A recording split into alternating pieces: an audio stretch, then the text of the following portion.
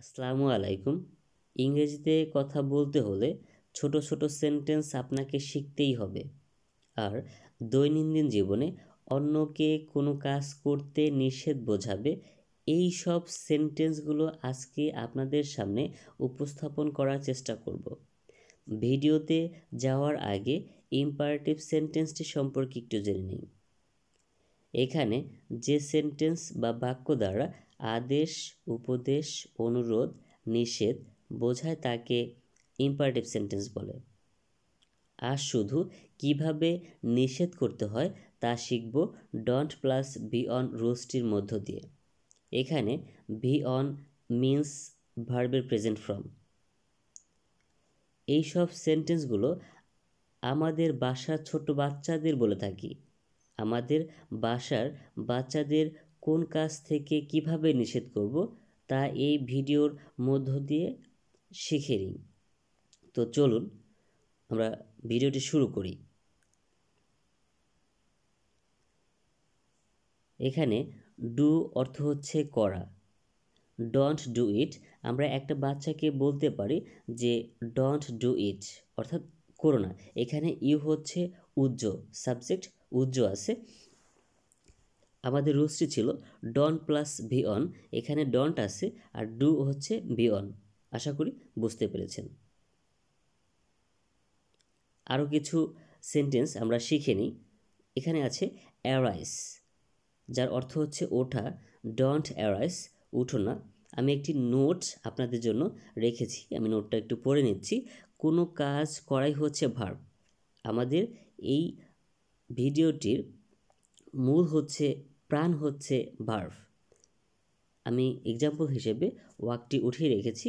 এখানে don't plus verb on present form, অর্থাৎ verb on বলতে বুঝেছি প্রেজেন্ট ফর্ম বসালে কাউকে কোনো কাজ করতে নিষেধ বোঝাবে।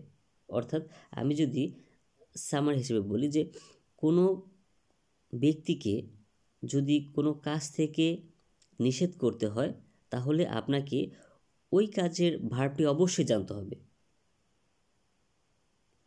এরপর ভার্বটি ডন্টের আগে ব্যবহার করবেন, ডন্টের পরে ব্যবহার করবেন, তাহলেই হবে। আচ্ছা, গো যার অর্থ হচ্ছে যাওয়া। ডু নট গো, যেও না। এখানে ডন্ট, ডু নট গো এর সংক্ষিপ্ত রূপ হচ্ছে ডন্ট। সি যার অর্থ হচ্ছে দেখা, এটি একটি ভার্ব।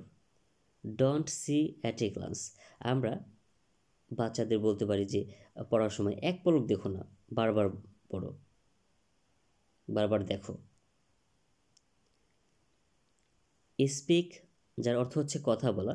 ডন্ট স্পিক লাউডলি, জোরে কথা বলো না। যখন বড়রা কথা বলে, ছোটরা যদি জোরে কথা বলে তখন বলতে হয় যে ডন্ট স্পিক লাউডলি, জোরে কথা বলো না। গিভ যার অর্থ হচ্ছে দেওয়া। ডন্ট গিভ, দিও না, যার অর্থ হচ্ছে দিও না। অর্থাৎ আমরা বাচ্চাকে বলতে পারি ডন্ট গিভ, দিও না, সচরাচর আমরা বলে থাকি।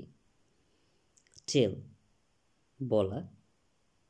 ডন্ট টেল এ লাই, যার অর্থ হচ্ছে মিথ্যা কথা বলো না। এখানে আপনারা একটু লক্ষ্য করলে দেখতে পারবেন যে প্রত্যেকটা কিন্তু নিষেধ করা হচ্ছে। রান দৌড়ানো। ডন্ট রান ইন দ্য সান, অর্থাৎ রোদ্রে দৌড়াদৌড়ি করো না। একটা বাচ্চা সর্বদা রোদ্রে দৌড়াদৌড়ি করতেই পারে, তো আমাদের বাচ্চাদের আমরা নিষেধ করতে পারি don't run in the sun. Laugh হাসা।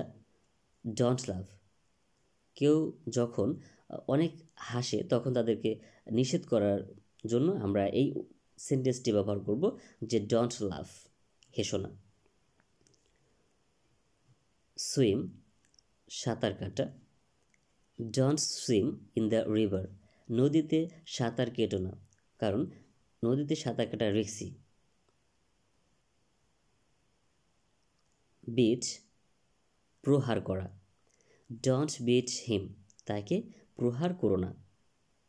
আবার বলি, ডন্ট বিট হিম, তাকে প্রহার করো না। ওয়াক হাঁটা। Don't walk in the jungle, জঙ্গলে হাঁটাহাঁটি করো না। এখানে কিন্তু প্রত্যেকটা সেন্টেন্সই ডন্ট প্লাস V1 আছে, একটু লক্ষ্য করলে দেখতে পাবেন। অ্যাকসেপ্ট গ্রহণ করা, ডন্ট অ্যাকসেপ্ট হার অফার, তার প্রস্তাবে রাজি হয়েও না। কেউ কাউকে যখন প্রস্তাব করে তখন আমরা এটাকে নিষেধ করতে পারি। ফার্ট বাদ দেওয়া অথবা বাদকর্ম করা, ডন্ট ফার্ট বাদকর্ম করো না, আমরা এভাবে বলতে পারি, অর্থাৎ নিষেধ করতে পারি যে কারো সামনে কেউ কিছু করলে। প্রাঙ্ক কৌতুক করা, don't prank with your seniors.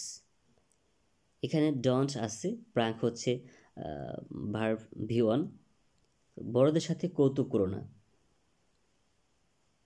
Wynk চোখ টেপা, ডন্ট উইঙ্ক টু হার তাকে চোখ টিপো না। আবার বলি, ডন্ট উইঙ্ক টু হার তাকে চোখ টিপো না। উ প্রেম করা, এটি একটি verb, don't woo with her তার সাথে প্রেম করো না। আমি এখানে যে ওয়ার্ডগুলো এনেছি সবগুলো হচ্ছে ভার্ব। ইয়ন অর্থ হচ্ছে হাই তোলা, don't yawn again and again, অর্থাৎ তার ঘুম পাচ্ছে কিন্তু সে ঘুমাচ্ছে না, বারবার হাই তুলতেছে, তখন আমরা বলতে পারি don't yawn again and again. Bluff বকবক করা, ডন্ট ব্লাফ বকবক করো না।